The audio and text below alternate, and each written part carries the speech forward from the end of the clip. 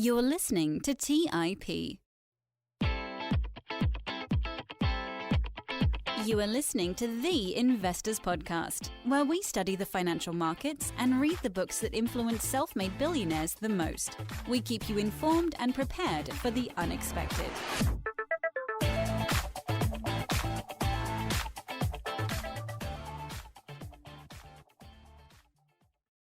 All right, so here we are with our good friend, Jesse Itzler. Jesse, so awesome to have you back on the show. Thanks for taking time out of your day to be with us. This is the perfect way to spend my day. Thanks for having me.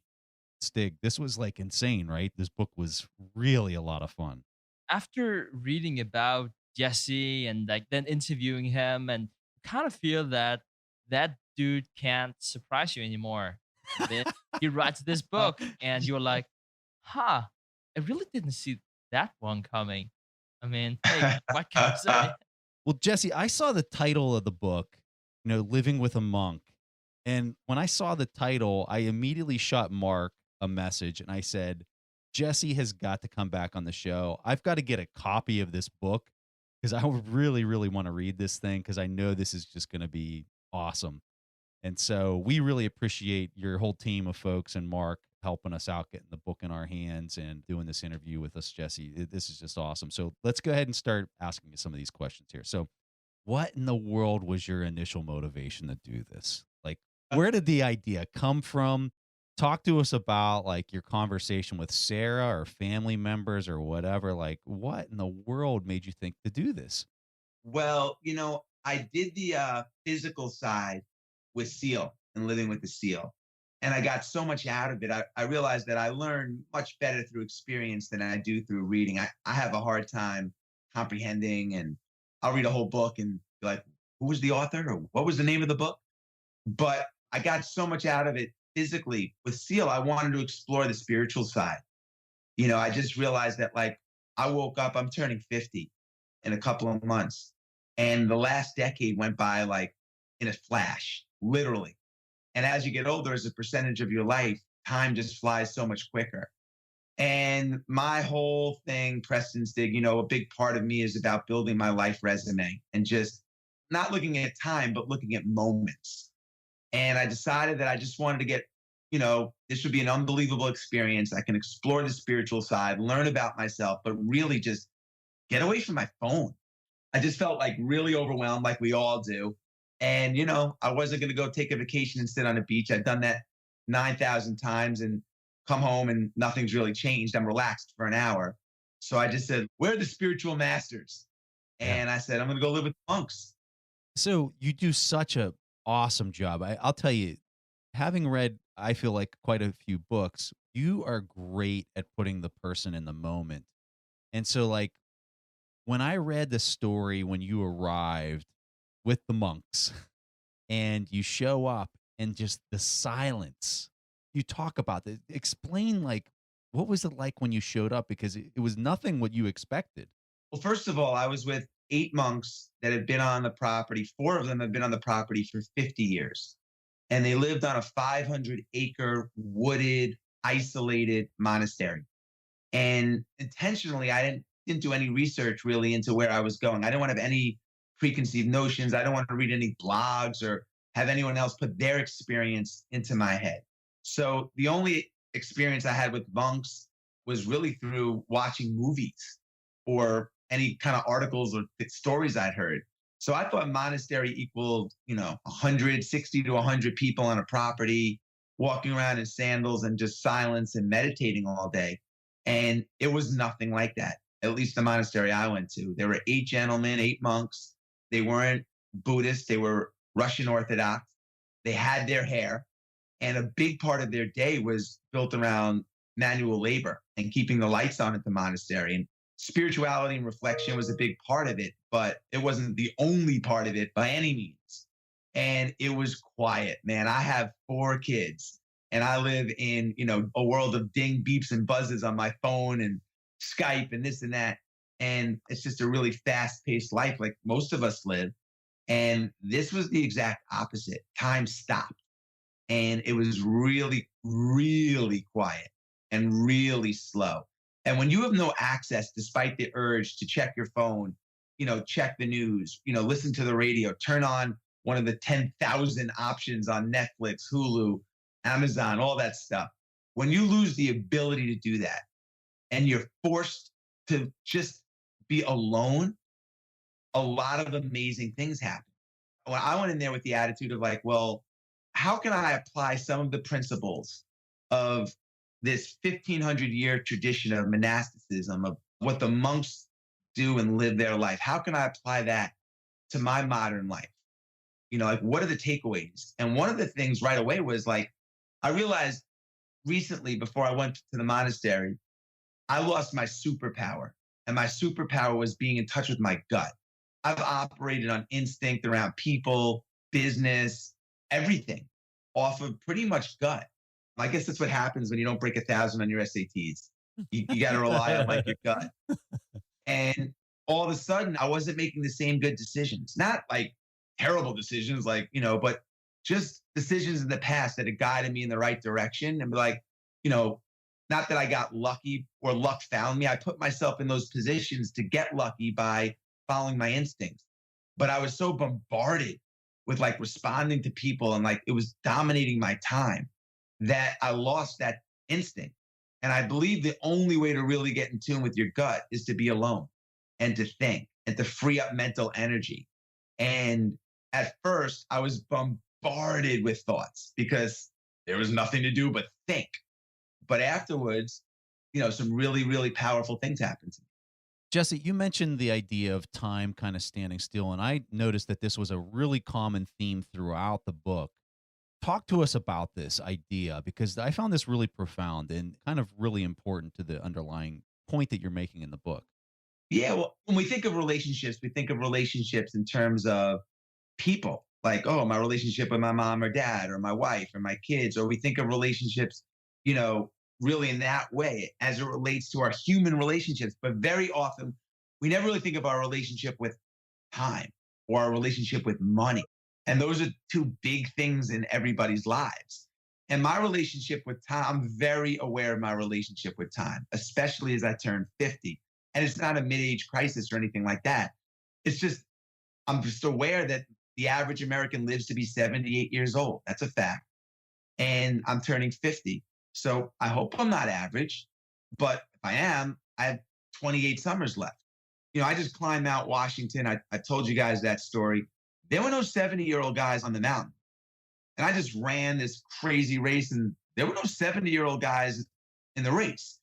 And when I think about it that way, well then, yeah, from 70 to 78, 70 to 80, you can't probably do what you can do in your 40s and 50s. And so if you look at it that way, well then I really only have 15 or 20 really relevant or prime years or, or quality years in the sense of doing the things I want to do. I sleep a third of them. And a lot of my weekends are taken up with responsibilities. And when you think backwards, you realize that like, wow, my window is shrinking fast. And even in your 30s and 40s, like, that's why you wake up. If I were to say to you guys, Sig, Preston, man, what'd you guys do April 18th? You're like, I don't know. Exactly. That was 6 days ago. You're going so fast, you can't remember how long. One thing that I realized for myself is like my parents are 88. They're older and they live in Florida. Most people don't live that close to their parents. Do you live close to your parents, Preston? No, they're in Florida. How old are they? Around 60. And how many times a year do you see them? Once or twice a year.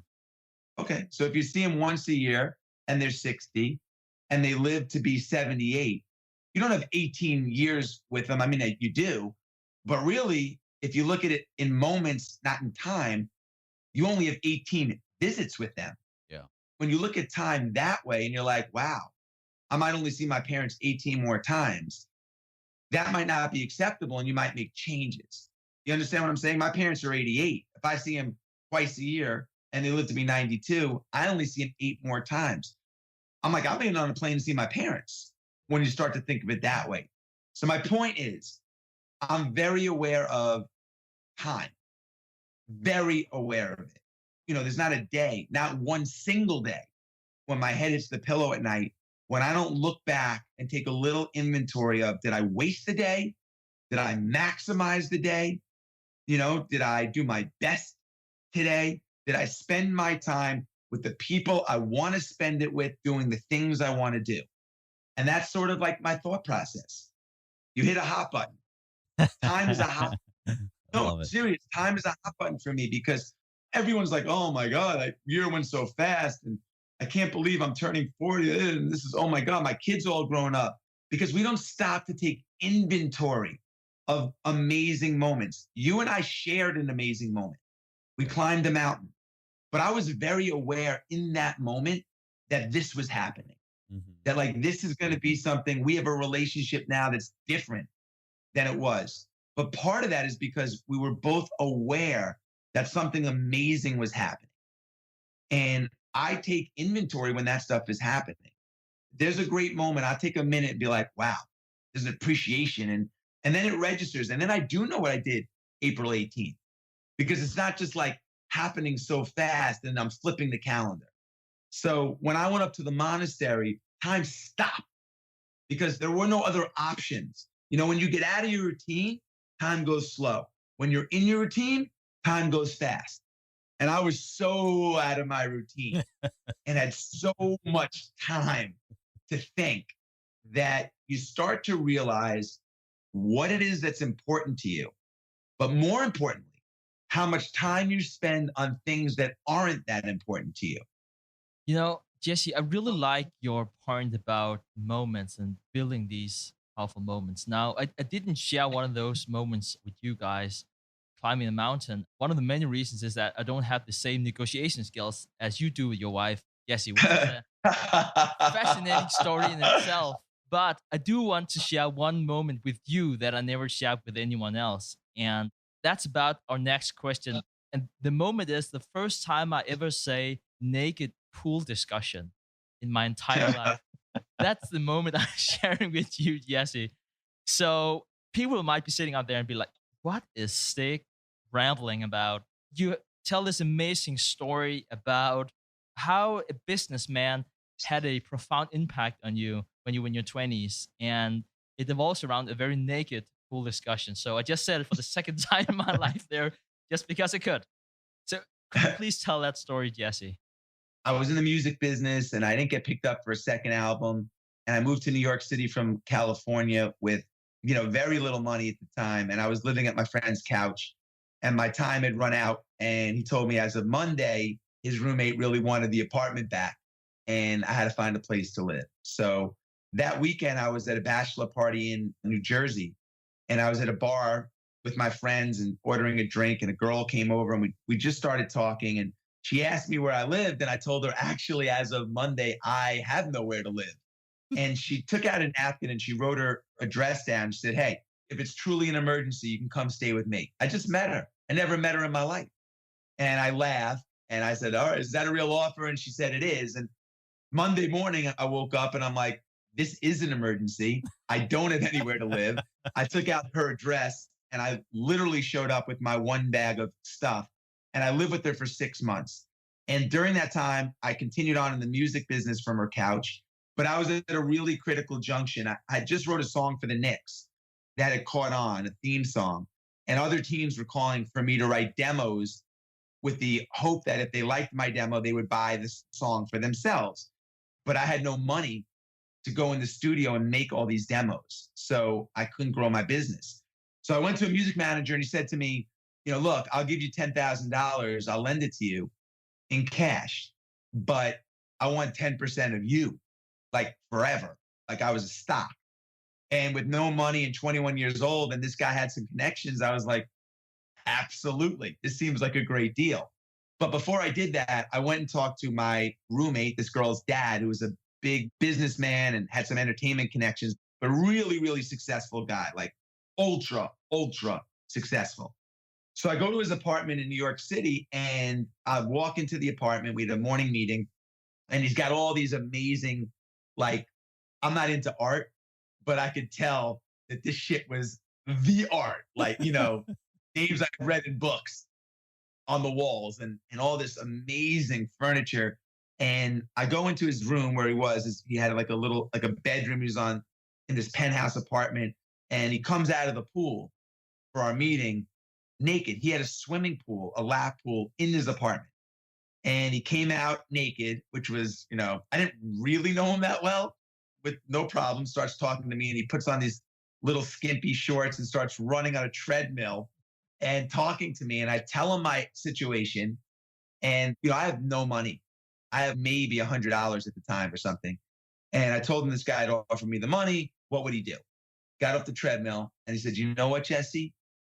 I would trade everything except my kids, everything that I have, the art, the pool, the private plane, for the one thing that you have. And I was like, me? I'm broke. What are you talking about?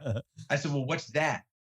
And he looked me dead in the eye and he said, youth, the process, to be able to go through the entire process of figuring it out and not knowing and being able to take risk and failing and winning and making new friends and the whole process of what you're about to go through. I give it all back. And that really stuck with me. And then he said to me, he gave me like the litmus test. He's like, would you bet everything, the farm, everything you have, your whole life, your name, your reputation, everything, on the fact that you will make this project work? In your heart, get past the ego of wanting to. Can you make this thing work? And I said to him, I think I can make it work. Yeah. And he goes, no, you can't think. Will you make this project work no matter what?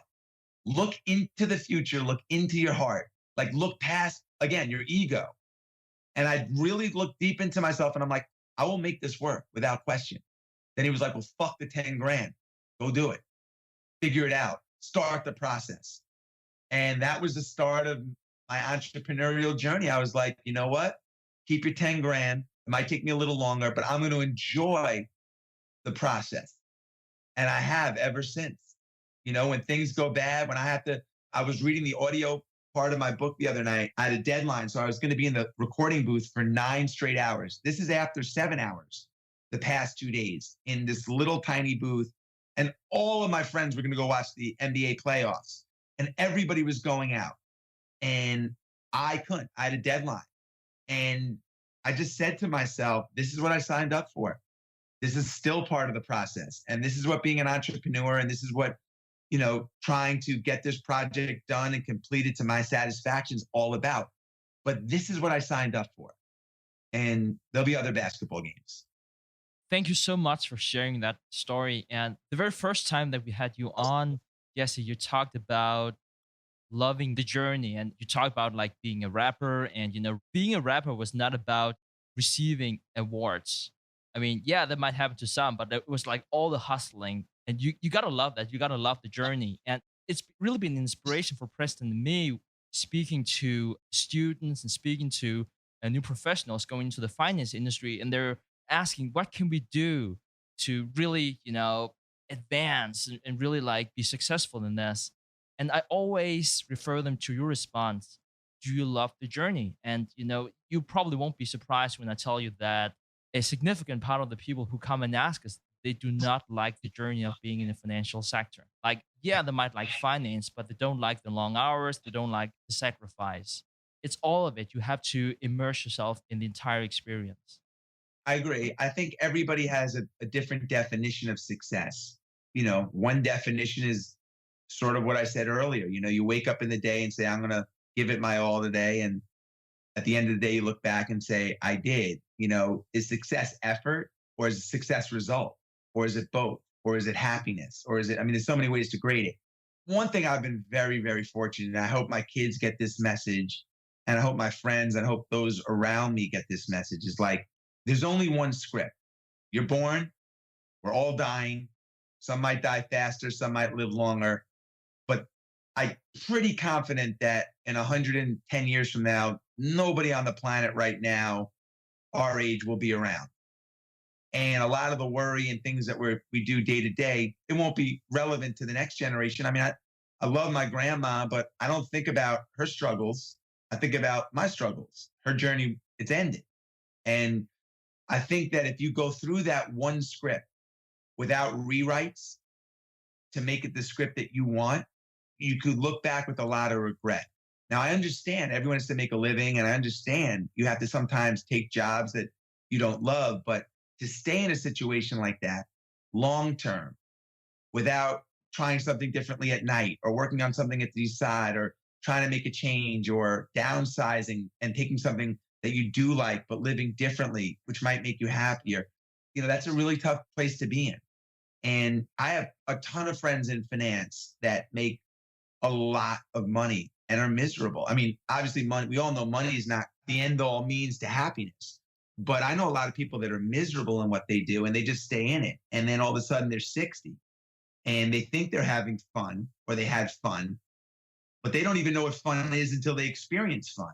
So when you have an appreciation for the process, even the bad things that happen, the bad days as an entrepreneur, I have plenty of bad days and plenty of things come that I can't control that I have to deal with.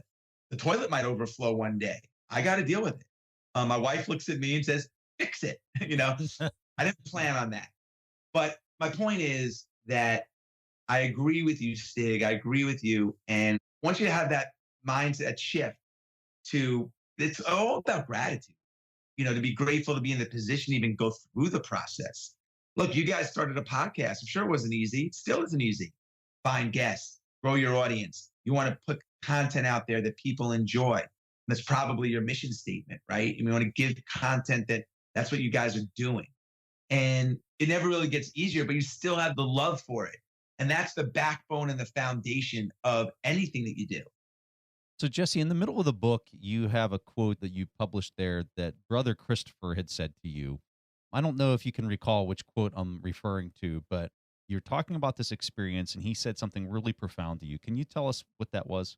Yes, I do. I think you're referring to when he said to me, when you talk, you're only repeating what you already know.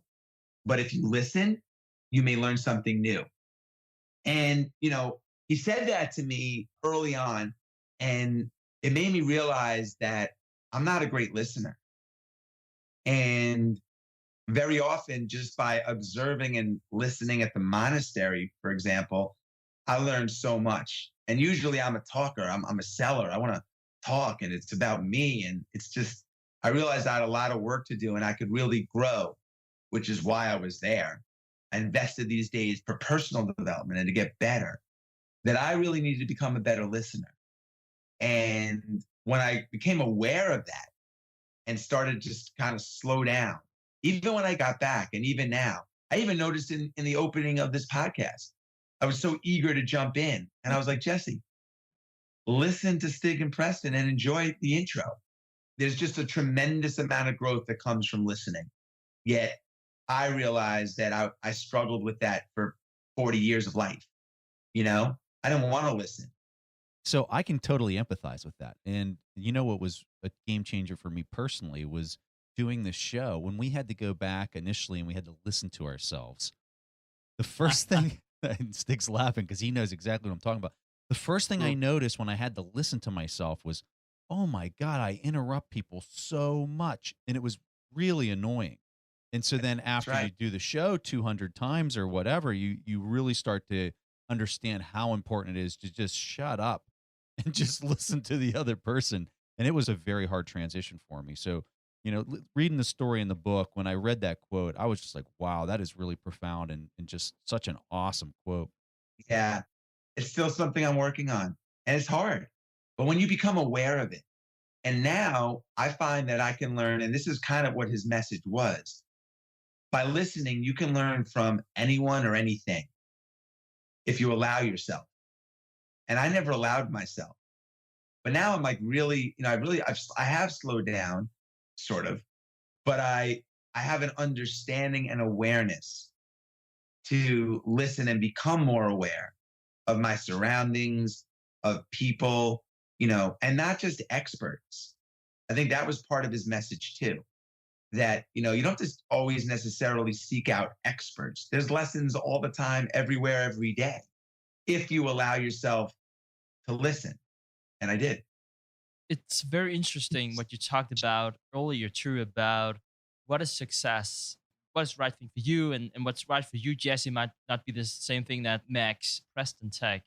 one thing that is so popular these days is really talking about happiness, which in many ways is probably kind of concerning because that probably means that thing that's missing in our life. But in your book, you told the monks two stories about events that took place in your own life. Would you mind sharing those stories with the audience? Sure. So, I mean, I was explaining to the monks at some time that we had together that my first job, this is crazy, but my first job was as a breakdancer. I grew up in New York in the 80s when, really hip hop and breakdancing like was really emerged. Jesse, how old are I'm you at this point? Let's see, I was like 14, 15, sophomore in high school when it really started to get momentum. And I'm not even talking about like pop radio momentum. I'm just talking about like momentum on a street level. So I decided that I wanted to go to Washington, D.C. to break dance because I figured there's no way the kids in D.C. could be as good as the kids in New York. Like, we invented this shit. So I convinced my sister, who just got her driver's license, to drive my friend Myron, who's part of my crew, and myself down to Washington, D.C. to break dance. And we're like, well, make some money and we'll come home.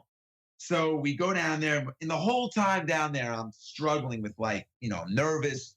But if no one shows up, and we're all the way so far from home. And we show up in Georgetown and we go to this little parking lot in a bank and we have our boombox and a cassette. We set up the boombox and we push play, and a little crowd eventually starts to show up, and then a bigger crowd shows up, and I do my thing and I pass it to Myron and he does his thing and he sends it back to me, and we go through our whole routine, and then we do it again. And we only had like a 30-second routine. So we did it 40 times. I took off my hat and I started passing it around, collecting money. And at the end of the day, we had collected around $260, $70, something like that. And we gave my sister the gas money for the trip down. And then we took out money for food and money to get home. And then we had I think it was $82. We had $41 each. He starts counting all the singles, all the way to 41. And then he puts it in his pocket and he sprints over to me and he gives me a bear hug. And he looks at me and he goes, Jess, we're fucking rich. We had $41 each. And I told the monks that story. I said, well, fast forward about 20 years later. And I got a call from my partner, and we were selling our company, Marquis Jet, to NetJets, to Warren Buffett. And I was explaining to them that I wasn't really much happier at that moment than I was as this 14, 15-year-old kid, probably 15-year-old kid that made $41. And the obvious answer is that, money's not going to bring you happiness. But I realized that it was like, if I worked hard at something that I liked and offered something that was positive to the world. My wife always says you find your purpose at the intersection of what it is you love to do, what you're good at, and something that you're offering to the world that's positive. And in that little breakdancing moment, it was something that I loved to do. I was decent at it, and people were reacting positively, and I got rewarded for it. It felt amazing. And at the Marquis Jet experience, I got this amazing, it changed my life. But the passion, I never really loved selling time on airplanes. I just didn't. I didn't feel like I was put on earth to sell time on private jets to people that could afford it. And I just never loved it. And even though the end result was way different, it didn't swing me this windfall all the way in the other direction. Love it. It's just like a quick thing. It's just, it really reminds me of the story that Tony Hsieh talks about in his book, Delivering Happiness. Whenever he sold his first company to Microsoft, he was like, I was eating this burger with my roommate and business partner. And, we sold it for, I can't remember, it was 200 million, whatever. It was a lot of money. He was like, okay, let's do something fun now. It was kind of like this story you're saying. It's because it's not about the money. I guess it was just not the thrill anymore. I recently took my son, who's 8, to climb Mount Washington, which is freezing. We camped outside in the winter in the snow, and it was -5 degrees, and we had this crazy sleeping bags to keep us warm, blah, blah, blah, blah. And I went with my friend Kevin, who's a police officer in Suffolk County, New York, and his daughter. The 4 of us went. And when we get to the top of the mountain, or where we were camping out, it is so cold, I can't even explain it. So we're all in our sleeping bags, bundled up, and Kevin is a blue collar guy. He's a police officer. He's been doing this forever. He doesn't come across a guy that's focused on money or accumulating money, but he's one of the happiest guys I ever met. I said to him, I said, Kevin, how many of these trips do you take a year? Like you love it here. How many trips do you take a year? He goes, well, every year I take a trip with my high school friends. We've been doing it since we're 21 years old. And I'm like, gosh, I need to do that. I don't do that. I want to do that. And then he goes, I take probably 6 other trips a year, like one time, one weekend, every other month. I take a trip. I go to LA to run the marathon. Maybe I go hiking with my family. Maybe I'll drive to the canyons, whatever. But I put it on my calendar every other month. I call it the Kevin rule. And I'm thinking to myself, if I can't take one weekend every 8 weekends to put something on my calendar that makes me happy or creates a quote unquote moment like we were talking about, then the script is broken. I got to rewrite it because Kevin can work 7 hard weeks or whatever, but he knows at that 8th weekend, he's going to do something he loves with the people he loves to do it with. And it's so simple, yet we barely ever do it. We live in a world of, vacation time, I take a week off and that's it. Or we live in a world of, but all these opportunities and weekends, everybody, and most of the things that we do, or does, and I do, it doesn't cost him. Mount Washington, it costs nothing. The parking is free. You park for free. Yeah, you have to buy a sleeping bag. You got to get some boots, but it's not like you're flying first class to Europe and staying at the Four Seasons. And it was more fun. So my point is, he's got this I call it the Kevin rule, this 5-6 weekends a year, and it helps. Those things help. So you're talking about simplicity here, and this was another major theme that I saw in the book was when you're living with the monks, they were just really simple in everything and every way that they do anything, and they keep a very systematic schedule. It's almost like a programmed kind of schedule. Yes. After you went through that, why? What's the advantage to that? Is there an advantage to that? What's your thoughts on it? Well, I think I'm going to answer this in 2 ways. For starters, I live in a world of multitasking. So I'm constantly doing multiple things at once, or I'll spend 5 minutes here, jump to the new list, cross that off, go back to work, talk about my kids. I'm always multitasking. They monotask. They are so focused on quality over quantity, and they don't really have time restraints around when they're going to finish. They're finished when it's done to perfection. So if their job was to clean the church, it wasn't like, oh, I'm going to go clean the church for 15 minutes. I'm going to clean the church, and I'm only going to focus on the church, and I'm going to be done when the job is done. But it wasn't so much centered around time as it was around quality and completion. So, for example, let's say Brother Stavros would be like, this morning, I'm going to clean the church. It wasn't like, I'm going to clean the church, I'm going to do this, and here's 15 things on my to-do list. And when I'm done with that, I'm going to go to the next item. But I'm done with that. That's done. Off my list, and it's done to perfection. And like every single task they did with every ounce of their soul. I've never seen anything like it. It could be organizing the books in the library. Like I'd stack them up. They would stack them up and push them in and make sure they were in size order. And then they would come back and look at it. Then they would clean the books. Then they would write the number on the books. And then it was like, wow. Well, is it the culture that made them do it that way? Like, how can we extract that behavior into our own lives? Like, what is it that they have that made them that way? Is it just the culture? I think it's a little bit of the culture, then the culture being that everything is theirs. So, they have pledged all their possessions to the monastery. They own nothing. They own a driver's license. And if the bookshelf, when they clean up the books, those are their books and their bookshelf. And they treat it like it's theirs and their bookshelf. And, there's a really strong sense of community. What's great about the monastery, too, not to jump around or dodge the question, but I learned that community is so important. It's just so important. 100 years ago, well, not even 100 years ago, 50 years ago, my father lived with 3 generations in one house. And I think a lot of people, in the 1900s, early 1900s, 20s, 30s, lived that way. And if there was a problem, they shared it collectively. If there was an illness in the family, they shared it collectively. Now, with planes and everything, and look at us, we both said, You live away from your parents. I live away from my parents. My brother lives in Colorado. My wife's brother lives in California. Like it's very spread out. Our support system is scattered.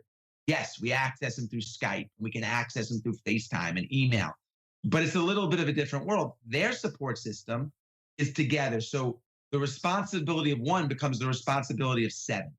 So if the toilet bowl breaks, seven people can fix it. It doesn't all fall. If the toilet bowl breaks and there's no running water at my house, it's my responsibility. On the monastery, it's shared seven ways.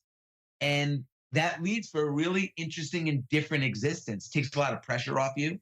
You don't want to let anyone down, you know? So the bookshelf, like I'm cleaning the church, you better clean the bookshelf.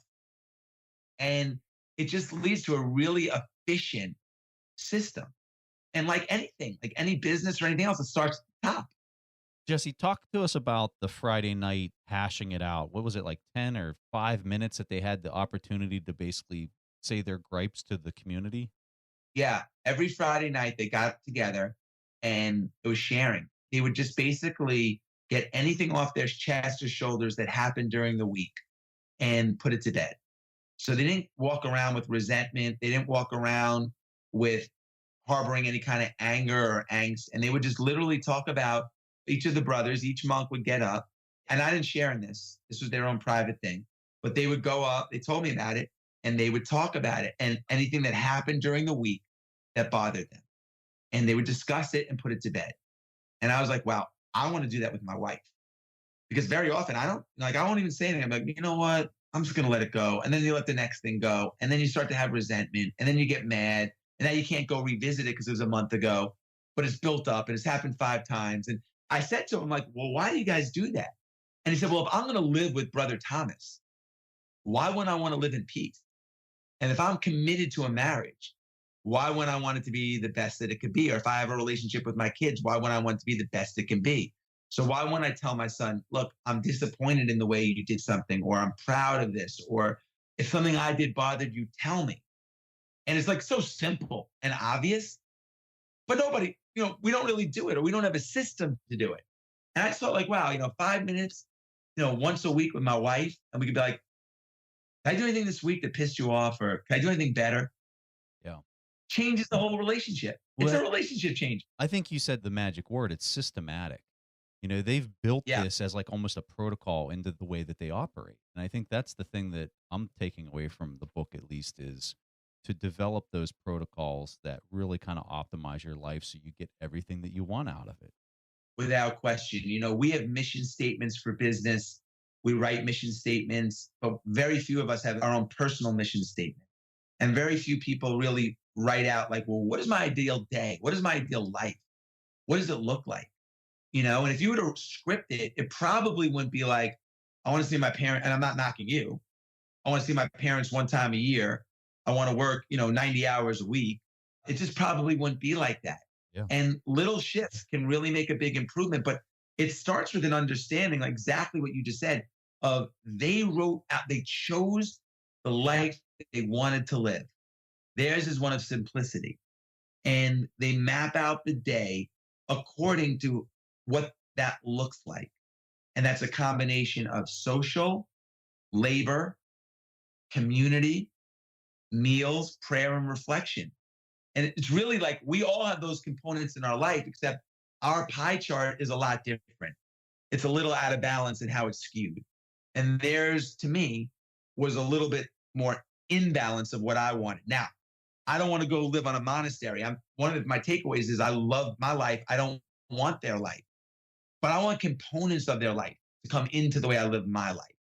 So, Jesse, what happened whenever you came back from the monastery? Because I'm sure, like, with all the time that you had, with all the silence, and with all the good habits that you learned, what happens whenever you come home and people perhaps expect you to like go into the same loop as you used to, but now you have all these new tools in your life that you would like to implement?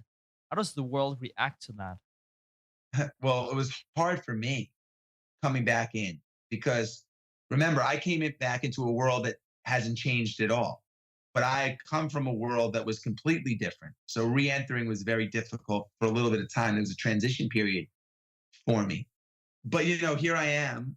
A lot of time has passed, and 90% of my life is back to where it was. But there are 10% of these kind of changes and things that you guys mentioned, listening more than talking, mapping out more of the lifestyle I want, spending 5 minutes a week, with my wife, talking it out, having my own mission statement, having my own contract with myself of what my non-deliverables are and all that kind of stuff, and being way more present and monotasking. I'm way more focused on, and it's been way more efficient, realizing that it's okay to not, I could have a long to-do list, but let me operate at a quality in the things that I'm doing. So I started implementing a lot of the things that I learned, and it's been super helpful. And part of it for me was writing the book. It was a hard process for me. It took a really long time. It's very different than the Seal book, where there was one character, I had his voice. There were multiple characters. There was a lot of silence. There was a lot of reflection. So I wanted to write like a personal development book, but with a little bit of a different twist, a little bit of humor, a little bit of insight into a world, a spiritual world that not a lot of people have time or the ability to access, and share some of those takeaways with the reader so they could spend 3 or 4 hours in my book and not 15 days on a monastery. So, Jesse, I really like this story in the book. You said that you were there having dinner with some of the monks, and you proposed the question to them, and you said, if you could have dinner with 3 people, who would they be? And talk to us about the way that they reacted to your question, and then tell us your story as well. Yeah, well, I was at a dinner party before I went to the monastery, and the host of the party asked everyone there to go around and name 3 people that were alive that they would want to have dinner with. And it was a great exercise. But most of the answers were the obvious ones, maybe Warren Buffett or Obama or Clinton or, Oprah. But when it came to me, all 3 of mine at the time were rappers. And the reason was I wanted to meet the 3 artists that changed the trajectory of my life as a kid growing up in New York. As a teenager, I wanted to thank them. And I wanted to find out how they marketed themselves in an age of no internet, how they wrote their songs. And so after the dinner, I was like, you know what? I'm going to invite the 10 most influential artists in my life to come to my house for dinner. And they all came. And people were like, well, how'd you get them to come? And I was like, I asked them. I only knew 2 of them. But I asked them in a very two-way pitch. Most pitches are one way. You ask for something and it's like a one-way ask. I positioned it, which I think is very important in, how you position things, obviously, as an opportunity to almost like a summit, go over business ideas. How can we all help each other? And you haven't seen a lot of these guys in years. So I'm putting this together for you guys as much as it was for me. And they all came. And I told the monks the story. And the monks for me were all religious figures, many of which I hadn't heard of. But it's a really good exercise, to think about, because we live in a world where you can have virtual mentors. Many of the people that I look up to, I've never even met. I follow people on Instagram, like with just amazing stories, and they're just fascinating to follow and super inspiring. And they don't even know who I am, or we have no personal relationship. So when you think about, who are the people and who are the people that are most like you in your world, or that, you'd really want to spend time with, and how do you get them? How do you get to know them? The reason I liked your response so much is because I think for a lot of people out there, they might answer that question by picking 3 people that could help them. And that's not what you did. You picked 3 people that you wanted to thank and show gratitude towards. I didn't even read this in the book, but based on what you just said, and you wanted to help them in return. I really did. And so that's what's so profound about your response. And I think that's why it resonated so well with the monks, is because there's an undertone to your response there that I think is really deep and profound. And I think that it really for me, it's the key ingredient to networking in general. And I know that we're kind of stepping into a different discussion there, but so many people want to network and they go about it in a manner like, hey, what can I take from you? Or how can you help me? And that's their pitch, right? You're right. And you know what? I've told that story a lot of times. And I never realized you're right. I really did want to help him. And I still do. I never really looked at it that way. But you're 100% right. I really got them together and I wanted to offer something to them. But I was rewarded way more than Yeah, that. it was Yeah. your reciprocity, right? It was your way to give back Yeah. because they gave you so much. So I don't know. I really like that Yes. story, and I think it just speaks so much on so many different levels. I thought it was such a Yeah. cool point in the book.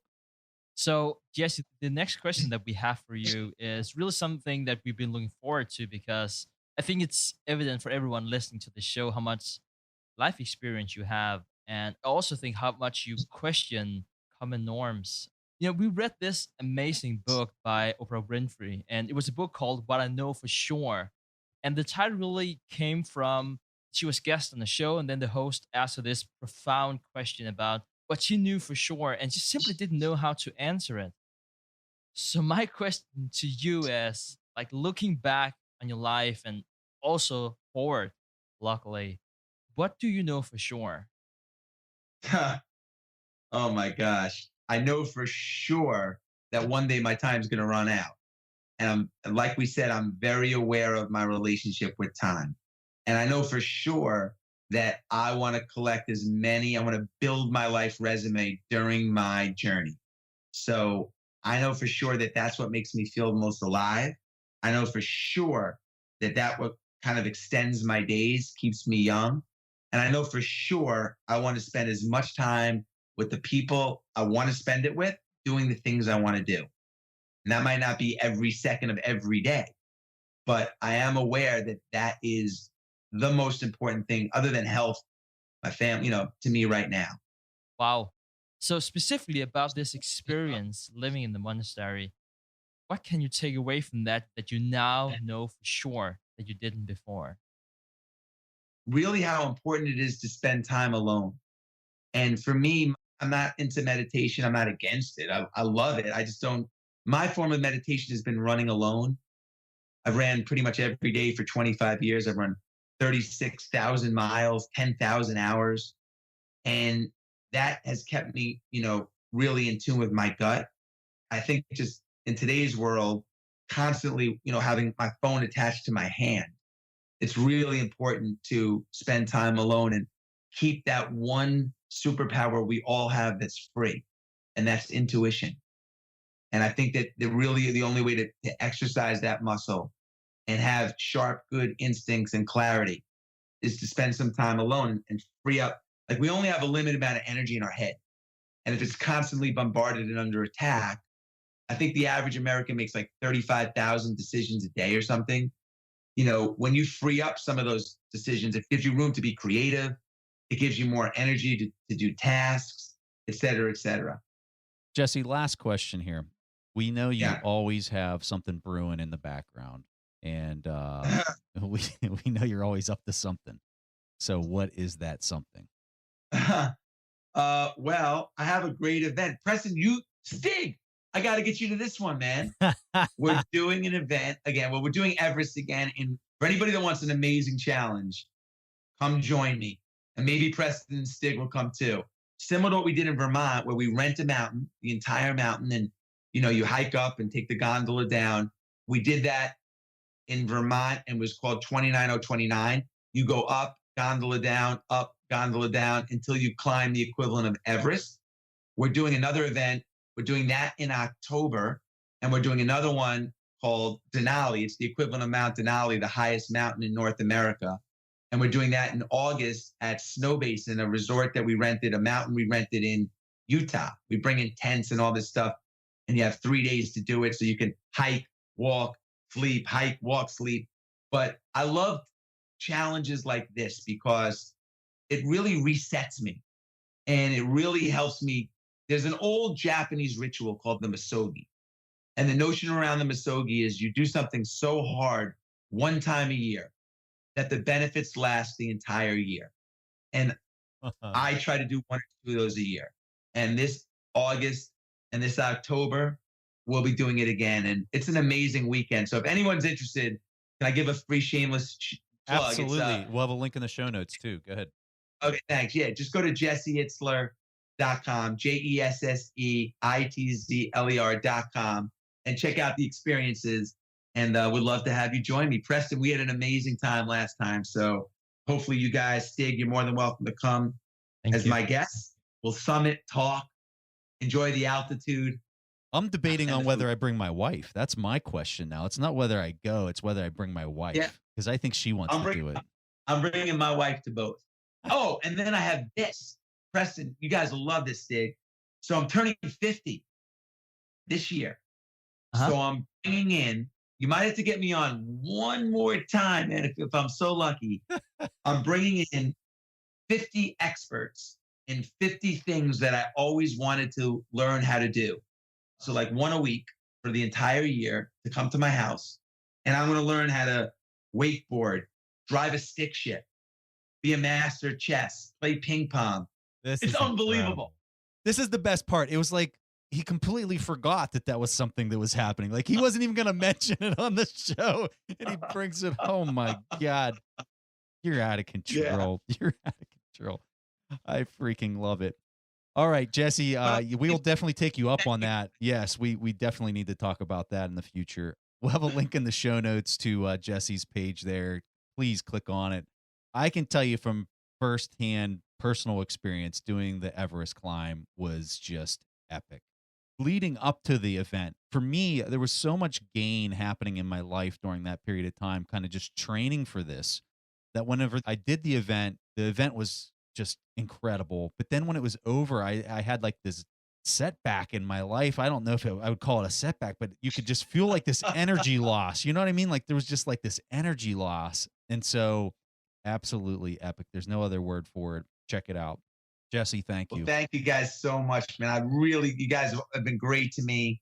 I really appreciate it. And thanks. And good luck with everything. Good luck with all the new ventures ahead and the podcast. And, thanks for giving me this opportunity as part of my process. I just really appreciate you guys, man. And I'm not just saying that. I really do. Thank you for always helping me out, guys. All right, guys. That was all that Preston and I had for this week's episode of the Investors Podcast. We see each other again next week.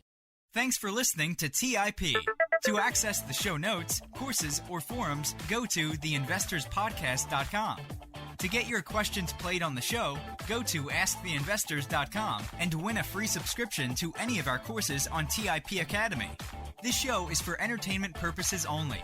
Before making investment decisions, consult a professional. This show is copyrighted by the TIP Network. Written permission must be granted before syndication or rebroadcasting.